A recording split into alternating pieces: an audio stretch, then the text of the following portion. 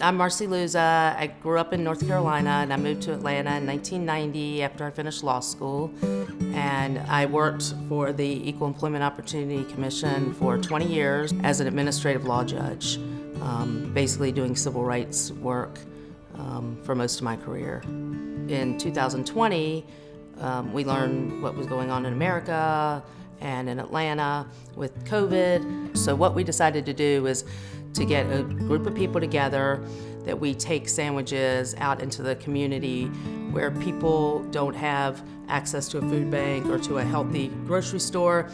And so we've connected with organizations that have relationships already with people that are unhoused and that are food insecure. So each week we collect sandwiches on Wednesdays. On Thursdays we start distributing all over town.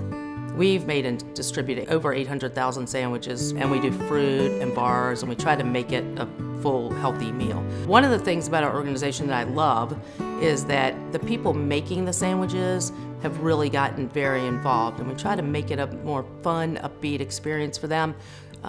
This past year, we've started working with organizations, companies, scout troops, name it, we've worked with them. And one of the best things has been working with groups of kids, high school students, because this is something they can do that's meaningful, and they know it's going to end up in a really good place. I love that the recipients and the sandwich makers are both getting something out of it, something valuable.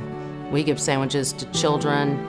We give a lot to people that are unhoused in downtown Atlanta and other places around town. We also give to a lot of people who are new to the country, and they're first generation, a lot from Central America, Mexico, and they are working in their typical first generation, and they're trying to do the best they can do, but it's hard if you have to choose between your rent and dinner. So we try to bridge that gap for them, and that's really special to me. People deserve respect, no matter who they are, no matter what their condition is, and one of the things we ask people is, don't make a sandwich you won't eat yourself. Don't make a sandwich you won't feed your children. Give us something that comes from your heart and that you know that someone else will want to eat.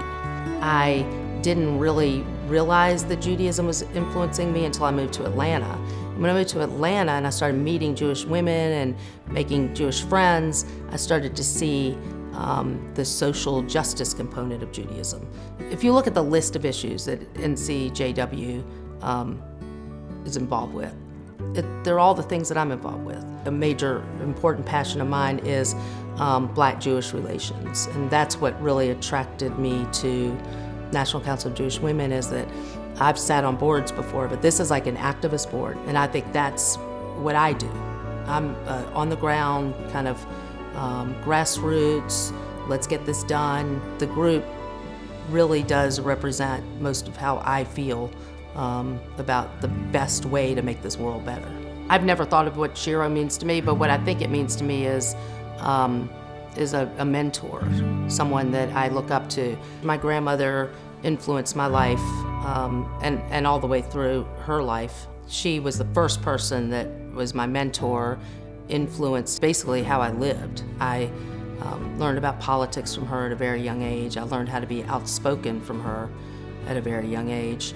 I also got to watch a person who was born in the 20s be a feminist, in the 1970s, 80s, even in the 1940s. She did things that were just out of character with what a woman might do. When I moved to Atlanta, I met someone else, and that's Sherry Frank. I saw her at various events about Black-white relations, so I watched her, and it was the first time that all the values I had and everything that I had learned from my grandmother and my mother, that I actually saw it in action. So that's how I ended up getting involved with NCJW, and I'm inspired to know that I'm playing a small part in helping reduce food insecurity in Atlanta.